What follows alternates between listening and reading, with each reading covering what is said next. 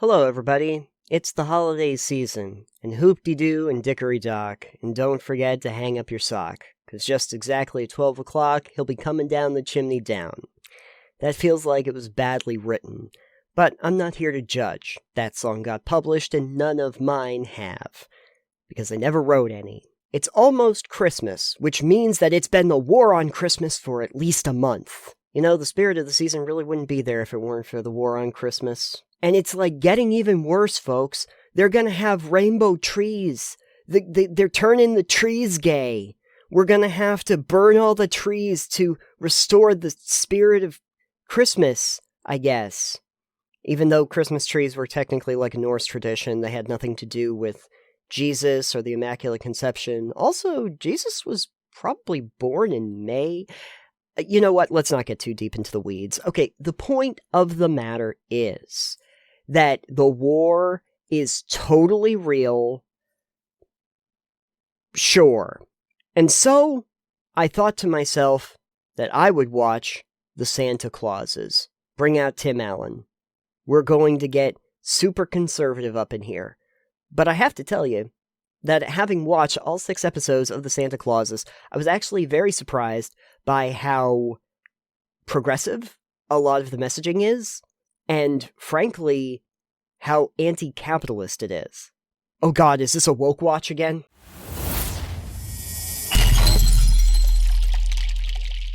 No. It didn't work the first time I did this. Let's not go back there. But I did want to talk about it because actually, I think the Santa Clauses had a point.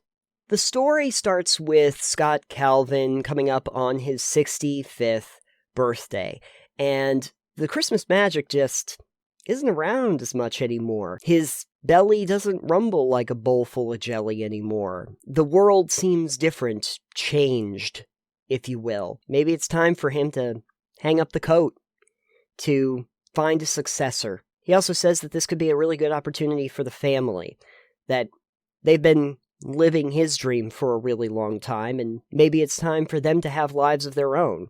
Carol hasn't had but a name for the last 25 years, and his son and daughter, they've only known life in the North Pole. They've never hung around other human kids. All their friends were the elves. This actually kind of mirrors the ending of Home Improvement, surprisingly enough, where Tim decides that he's going to leave Tool Time so that Jill can pursue her career in psychology. After a bit of searching to find a replacement, they ultimately land on Simon Choksey, who's played by Cal Penn. And I actually kind of think that that's fascinating from the jump. Like, Tim Allen is a pretty well-known conservative in Hollywood. Cal Penn was literally part of the Obama administration. What I find so funny, though, is that in the first half of the season, it becomes pretty obvious that Simon is going to be the antagonist. Not necessarily like a bad guy, but definitely the antagonist that's going to be driving the story right to the finale. When we first meet him and his daughter Grace, they're doing a presentation in front of a boardroom, trying to explain how they can deliver anything to anyone at any time before they even know they want it, basically. And he does this with drones that he can program to come right up to like the 12th level of a skyscraper if he needs to. But it doesn't really work out very well. One of the drones just smashes through a window, glass flies all over the place, and it becomes obvious that this idea is probably not a good one. Some people would take that as a sign. Let's find out how Simon doesn't actually take it as a sign. So after looking at a few different candidates, Scott ultimately decides Simon would be the best person to take over the job. And I think that this is one of the funniest things that I can see in this entire show. So as I said, Simon Choksey is basically your Jeff Bezos or Elon Musk, right? Creating a delivery service in this kind of pseudo-futuristic framework, but in the modern era. And they're putting him in charge of the North Pole and the elves. Elves being these tireless workers that don't like taking breaks hate taking vacations or sick days, and work for nothing all year round. And even work extra hard on holidays, apparently. Immediately after Simon sees the infrastructure that they have up at the North Pole to be able to see what people want and when they want it, his first thought is, ooh, being able to deliver everything all the time would work out really good now that we know the framework that you guys have. So what we'll do is we'll create Christmas every day. Yeah, that's right. He wants to create a service that delivers Christmas all the time, every day, as like a delivery service. And the elves tell him that seems like a bad idea. Christmas is supposed to be special. That's why it only comes once a year. It's why any holidays are only once a year. They're supposed to be remembered. They're supposed to mean something. But Simon's like, well, but you could have even more of it. And more is always better. In case you're wondering why I think this is so funny, it's because that is the motto of modern day capitalism. If you can get everything all the time, you still haven't reached the mountaintop. You need more than everything all the time. Simon Choksey is the stand-in for capitalism, writ large. And then the elves, who are the tireless workforce of the North Pole, have to try to explain to him that it's not just about the presents, it's not just about the materialism. The materialism isn't really what Christmas is about. It's about people. It's about the act of giving, not receiving. Meanwhile, back in Chicago, the Calvins are readjusting to life in the real world. Scott is having the hardest time of it. However, the wife and kids are starting to make friends, become part of the community, and really seem to be adapting quite well to this new world. However, up at the North Pole, things are not going particularly well. The Christmas Every Day scheme is leading to some issues. One of the biggest issues is that Christmas spirit is even lower than it was before Scott left, and the elves are disappearing. They're like poofing out of existence because they don't have the spirit of Christmas anymore either. The workers are vanishing because of the actions of the tech bro who's running the show, insistent that his already failed idea could possibly work. When it becomes obvious that this is not working, he realizes that it is indeed a failure of leadership. But don't worry, not his leadership, the leadership of Betty, the head elf, that told him that this was probably not a good idea. He blames her. Can't think of any similarities to the real world. So what do we have? Well, we have a CEO of a tech company that wants to have endless growth to deliver as much consumer product to as many people as possible, as quickly as possible, and will quickly blame his underlings the second things start to go wrong. Eventually, Noel, one of Scott's BFF elves, elves, from the North Pole, comes to tell him that indeed, this is not good, and he needs to return. They then do a whole thing where they show Santas throughout time, and also Krampus is there, which is kind of fascinating. They try to instill upon Scott that, it's never easy, and everybody has a different way of doing things, but that you can't give up just because things started to get hard, just because things changed. Still, Scott thinks that there isn't really a way for him to be Santa again, because once you put on the coat, you are Santa. However, in another fascinating turn, Simon actually misplaced the coat the first day he was there, and has not been able to find it in nearly a year. That's right. He was so single-mindedly focused on doing Christmas every day, he didn't bother to locate the actual source of his power, rendering him an emperor without clothes. Literally.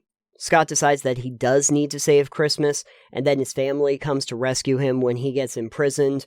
His son ends up talking to the drones and realizes that they might actually have feelings too. Also, the tin soldiers from the second movie come back, and Elizabeth Mitchell, as Carol, just drop kicks all of them by herself. Girl power. Eventually, the final confrontation comes because the coat is lying on the ground. It has clawed itself back to the North Pole from the witch's hut. Don't have enough time to get into that right now. But the point is, it's right between Simon and Scott, of course.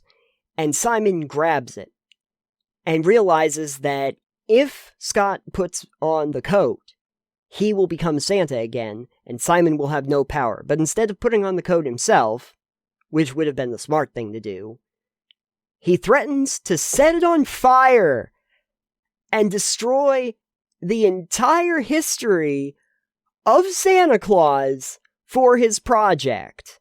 The project that relied on him being Santa. Simon Choksey, a CEO story.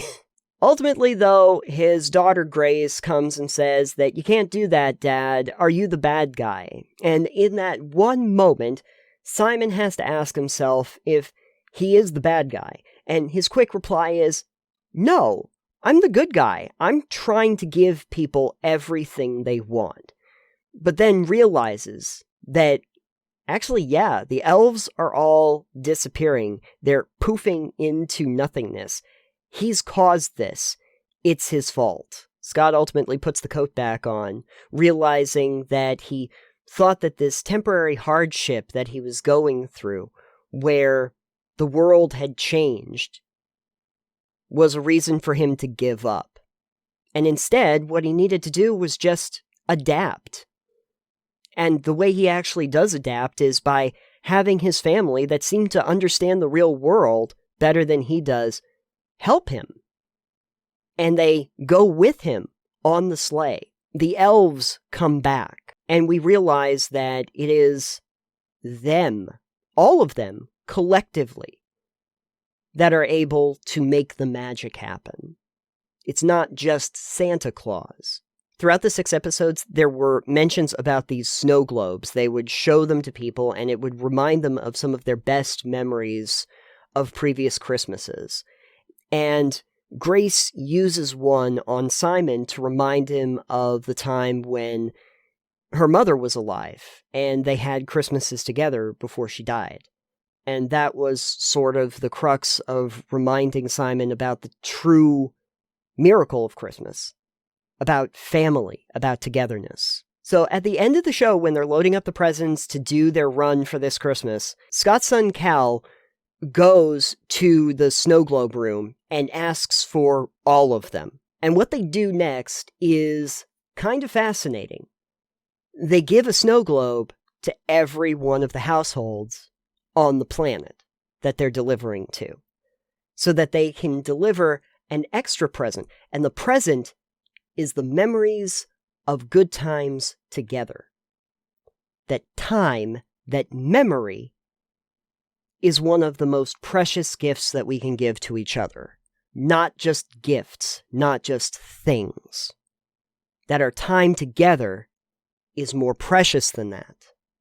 Also, the daughter, Sandra, can talk to animals by the end. It's her power, and she realizes that all of the reindeer actually prefer to be called by other names. And it's not like a jokey thing where they're saying, well, we're not going to do that. It's just like, oh, I guess those are their names now. Again, there's some themes in here that you don't expect to have from what you think is going to be a conservative-leaning show. But anyway, the point of the matter is, the whole show kind of has a message not only satirizing, but criticizing the very idea of capitalism inside of religious holidays like Christmas. Consumerism kind of became the whole focal point of Christmas. At the same time, without all of that commercialism and consumerism, would Christmas really be that big a deal? There was a time in history where people abjectly did not want to celebrate Christmas, where it was just an excuse for people to be rowdy and obnoxious, to crown a king of fools. There was a time where the Pilgrims outlawed Christmas spirit.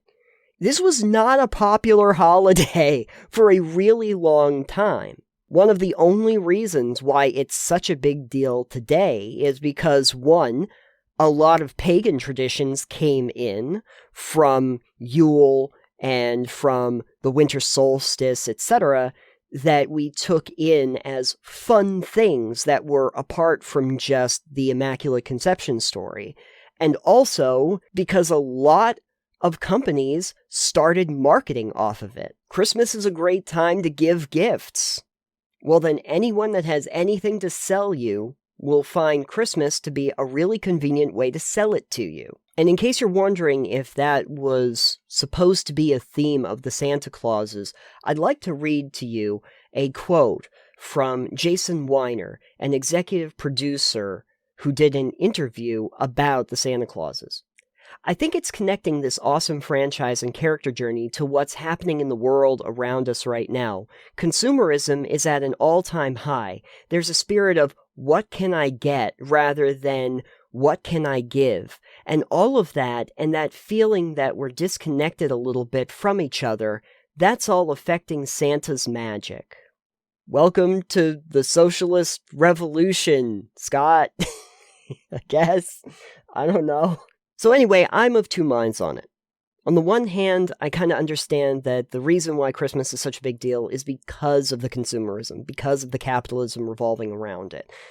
I'm sorry, but it's true. On the other hand, I think that it's stupid that so many people get upset when those companies don't genuflect enough in service of Christmas. Starbucks had like a non-holy cup for Christmas, and there were pundits that were freaking out about it. Everyone who complains because somebody says Happy Holidays instead of Merry Christmas. These are not problems, folks. Christmas shouldn't be a time to figure out how you can feel like the victim. No one's taking Christmas away from you.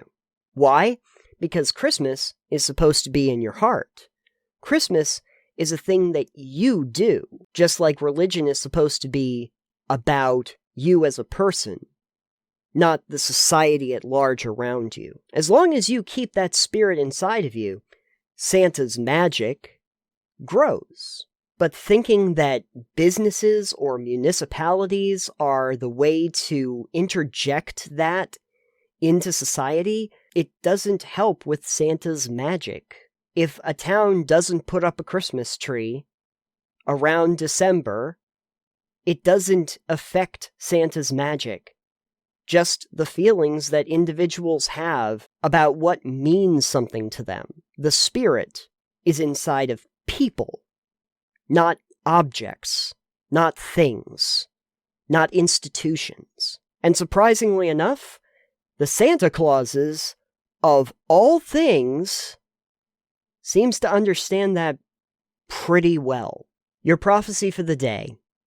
Jesus doesn't need any presents from you this year. He's already got gold, frankincense, and myrrh.